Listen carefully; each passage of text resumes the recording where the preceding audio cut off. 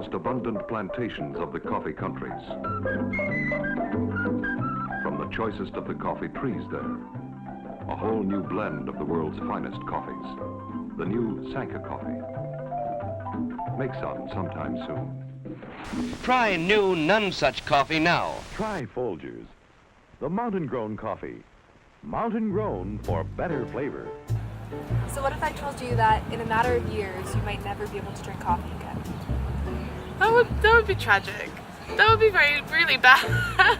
Because I think like coffee's such a big part of our culture, and like with that aspect, I think a lot of things will be missing.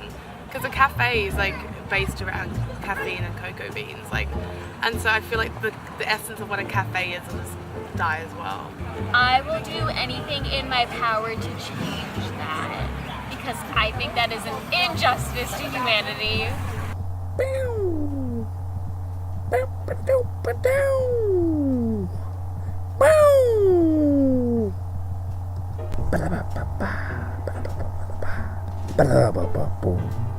I began drinking coffee just because my friends did, and you know, I was in Berlin and you can go to cute little cafes and drink coffee there. I drink coffee, I just think because it's something that like my family does. Like it's definitely not for the caffeine. The caffeine doesn't faze me. I can still fall asleep after drinking coffee.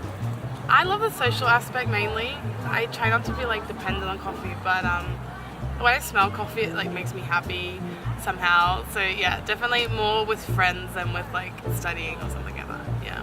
I just drink it because I really like it, and it like warms my heart, and I don't know, it makes me feel like very comfortable wherever I am, because I think of home, my family.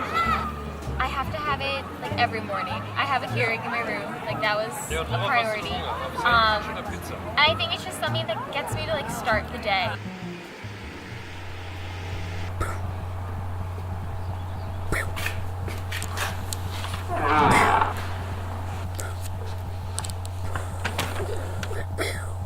I drink coffee every day. I have probably had 3 cups of coffee today, even though at the end of the day it's just ground up roasted coffee beans that are then drained through hot water. It's super simple. It's an incredible case study of one simple crop affecting an entire culture.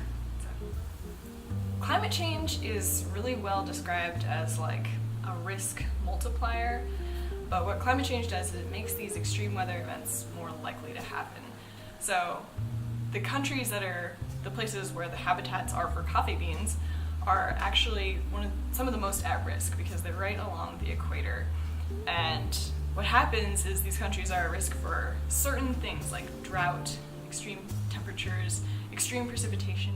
So this will actually alter the climate of these places where coffee is grown.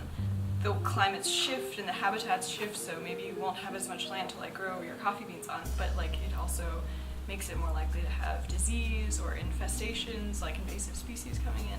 Already we've seen a lot of this happening, and already we have extreme heat. There's already been heat waves and droughts in Somalia, in Ethiopia, but even if they weren't, attributable to climate change, this is already happening. It's already something that we have to deal with. But with climate change, it's happening more often. So that's the problem that these crops face. And it's not just coffee, it's corn, beans, chocolate. Coffee is just a really good case study. So we have to take action. We'll start a foundation, we will start organizations, I will fundraise, let's make this happen. Save the coffee!